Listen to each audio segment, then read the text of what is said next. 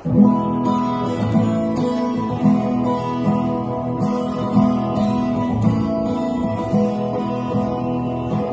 makinig, matuto.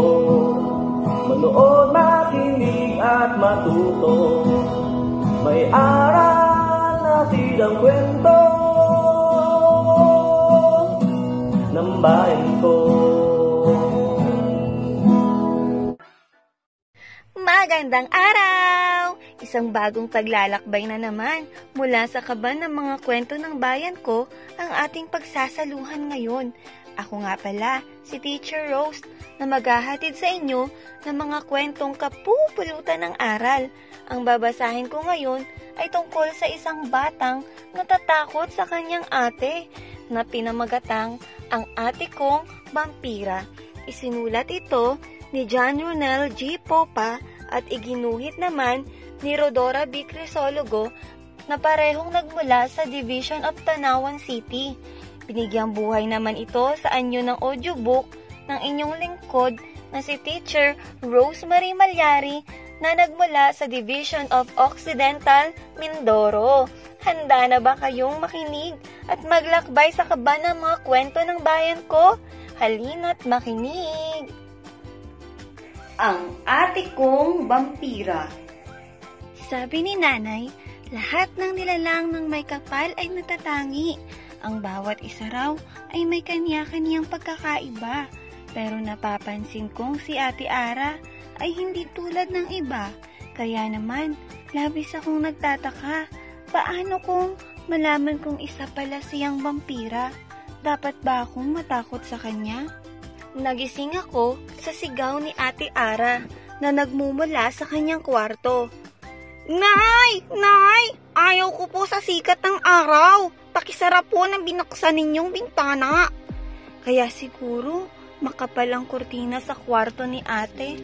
Ayaw niya sa maliwanag na sikat ng araw. Bakit kaya ayaw niya sa liwanag?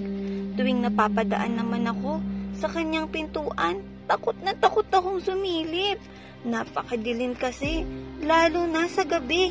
Tila kuweba ito na mayroong mga matang nakatingin sa akin. Bakit kaya gusto ni ate sa dilim? Abot bewang ang buhok ni Ate Ara. Maputla ang kanyang balat at paborito rin ang kulay na itim. Itim na ipit, itim na damit, itim na wallet, itim na jacket, itim na medyas, itim na swelas, itim na pantasa, itim na mesa. Mayroon din siyang pusang itim.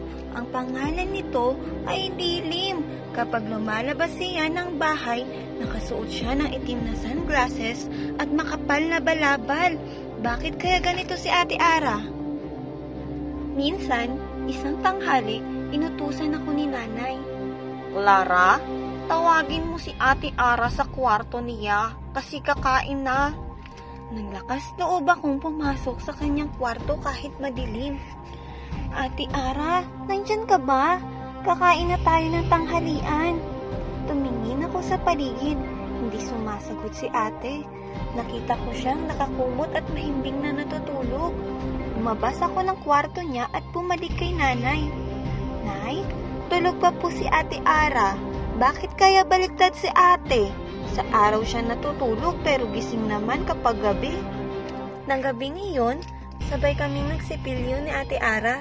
Matagal ko nang napapansin ang kakaibang tubo ng dalawa niyang ngipin.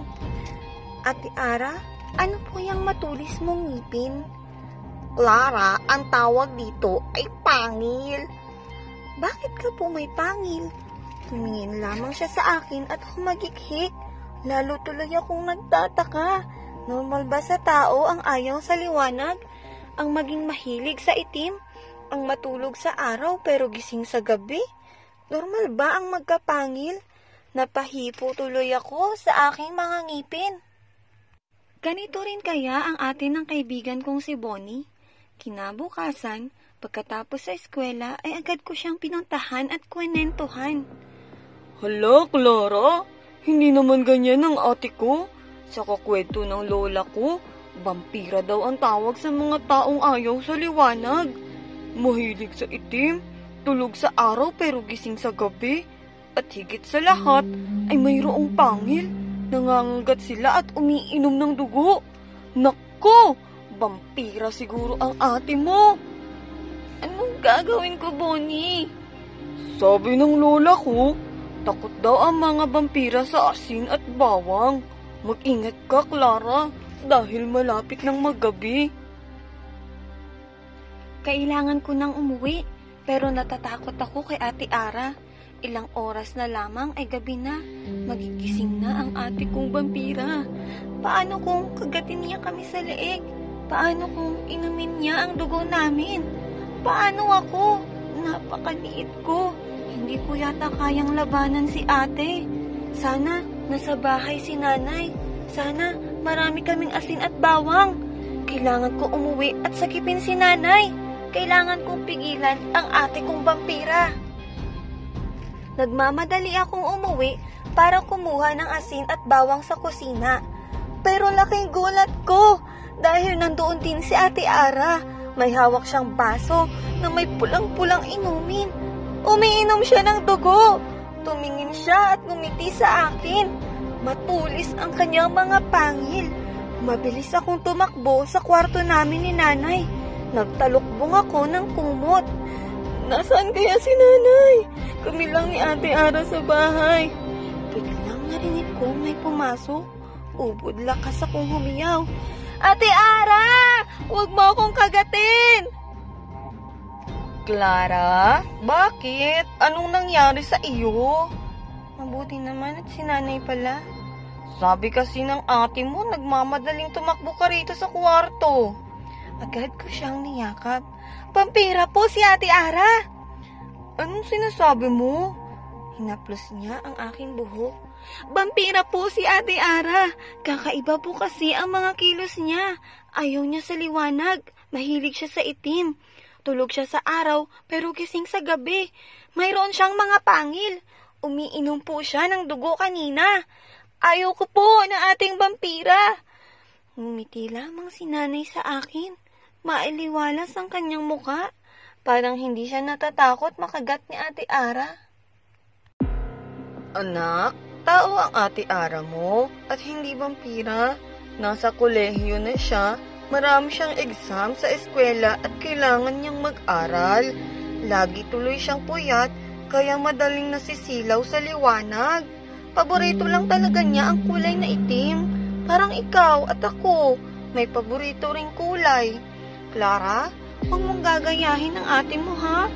Masama sa katawan ang pagpupuyat at hindi rin totoong dugo ang nakita mo kanina.